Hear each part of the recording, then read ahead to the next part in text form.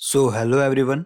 इस वीडियो के अंदर हम जानेंगे कि कैसे हम MS वर्ड, एक्सेल और पावर पॉइंट के अंदर QR कोड जनरेट कर सकते हैं।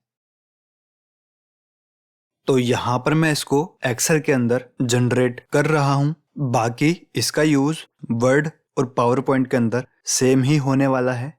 यहाँ पर ये हमारे पास लिंक है, इसका हम QR कोड जनरेट करेंगे। QR कोड जनरेट करने के लिए हम एक एड-इन्स ऐड करेंगे। तो इसको हम ऐड करते हैं। इसको ऐड करने के लिए हम जाएंगे इंसर्ट टैब के अंदर। यहाँ पर ये सेक्शन है एड-इन्स का। यहाँ पर हम गेट एड-इन्स के ऊपर क्लिक करेंगे।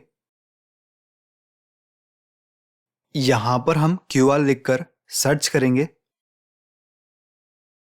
QR फॉर ऑफिस को ऐड करेंगे।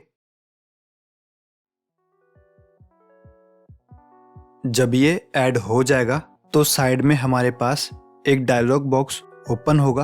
अब मान लेते हैं कि ये ओपन नहीं होता है या इसको हम बाद में कभी यूज करना चाहते हैं, तब हम कैसे इसको ओपन करेंगे? इसको अभी मैं क्लोज कर देता हूँ। अब वापस इसको ओपन करने के लिए हम आएंगे इंसर्ट टैब के अंदर और अब हम क्लिक करेंगे माय एड-इन्स के ऊपर। इसके अंदर QR फॉर ऑफिस हमको शो होगा। इसके ऊपर डबल क्लिक करेंगे तो साइड में हमारा डायलॉग बॉक्स ओपन हो जाएगा। अब यहाँ पर हम QR कोड किसी भी website, email ID, telephone number या हमारा कोई भी कस्टम टेक्स्ट, जिस भी चीज़ के लिए हम अपना QR कोड जनरेट करना चाहते हैं उसको यहाँ पर हम सिलेक्ट कर लेंगे। अभी हमारे पास वेबसाइट का लिंक है, इसका हम QR कोड जनरेट करना चाहते हैं तो इसके लिए हम HTTPS को सिलेक्ट कर लेते हैं। लिंक को मैं यहाँ पर कॉपी करके पेस्ट कर देता हूँ।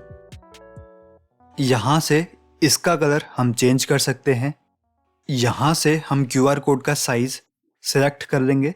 इसके अंदर हमको लास्ट ऑप्शन मिलता है एरर करेक्शन का, तो इसको हम 15% ही सिलेक्ट रहने देंगे। इंसर्ट के ऊपर क्लिक करेंगे, हमारा QR कोड जनरेट हो जाएगा। इसका साइज हम अपने सेल के हिसाब से एडजस्ट कर लेंगे। बाकी इसको हम कहीं भी कॉपी पेस्ट कर सकते हैं। इस वीडियो में बस इतना ही। एक्सेल के अंदर बार कोड कैसे जनरेट करते हैं जानने के लिए राइट वाली वीडियो के ऊपर क्लिक करें और गूगल शीट्स के अंदर बल्क में QR कोड्स कैसे जनरेट कर सकते हैं जानने के लिए लेफ्ट वाली वीडियो के ऊपर क्लिक करें।